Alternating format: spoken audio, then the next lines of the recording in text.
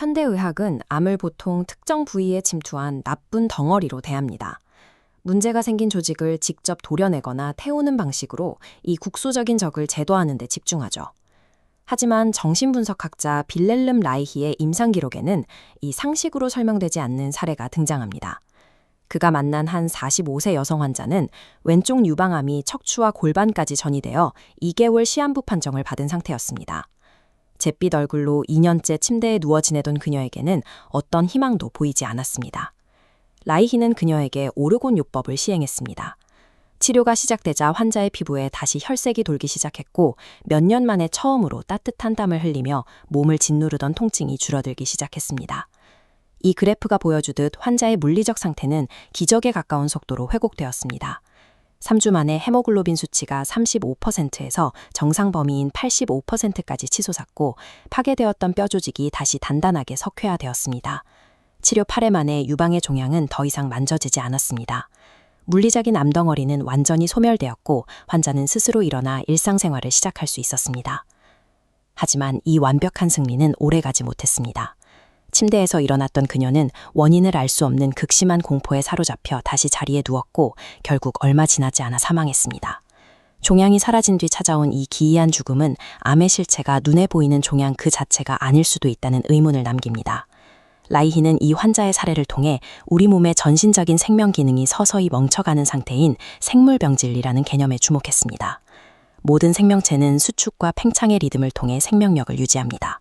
이 맥박 운동이 건강하게 기능하는 것이 살아있음의 증거죠. 하지만 지속적인 두려움과 체념은 몸의 팽창 기능을 멈추게 합니다. 라이힘은 감정적 억압이 만성적인 수축 상태로 고착된 이 현상을 근육 갑옷이라 정의했습니다. 흉곽과 골반이 단단하게 굳어버리면 호흡은 얕아지고 체내 조직은 만성적인 산소 결핍 상태에 빠집니다.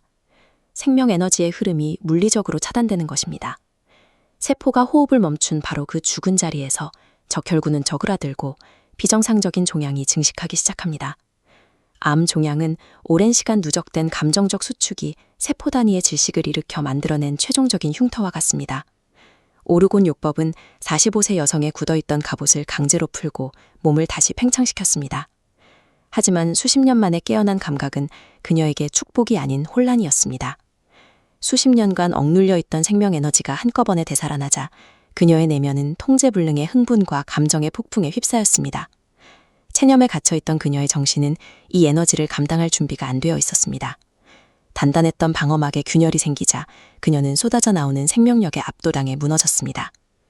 사소한 근육 경련조차 뼈가 부러지는 것 같다고 느낄 만큼 그녀의 공포는 극에 달했습니다. 그녀가 느낀 죽음의 공포는 역설적이게도 억압을 뚫고 나오려는 강력한 생명의 파동 그 자체였습니다. 그녀는 다시 살아 움직인다는 팽창의 감각을 죽음의 위협으로 오해했습니다. 그녀의 육체는 치유되었지만 생명 에너지를 거부하는 정신적 체념은 기능적 마비를 불러왔습니다. 결국 숨쉬고 움직이기를 포기하며 스스로 죽음을 선택했습니다. 라이히는 또 다른 30세 여성 환자에게서 암의 또 다른 단면을 발견했습니다. 그녀는 평생 감정적 공허함 속에서 무기력하게 살아가고 있었고 얼굴에는 죽음의 그림자가 짙게 깔려 있었습니다. 일반 병원의 진단은 완전한 건강함이었지만 라이히가 실시한 혈액 검사 결과는 정반대였습니다. 현미경 너머의 세포들은 이미 100% 암 환자의 수치를 나타내고 있었습니다. 겉으로 드러난 암 덩어리가 아직 없었을 뿐 삶에 대한 깊은 체념이 이미 세포 단위에서 생명의 불꽃을 끄고 있었던 것입니다. 라이히의 관점에서 암은 생명 에너지의 정체와 삶에 대한 체념이 전신으로 번져 생물학적 핵심 기능을 정지시키는 생물병질 그 자체입니다. 따라서 진정한 치유는 병된 조직을 도려내는 외과적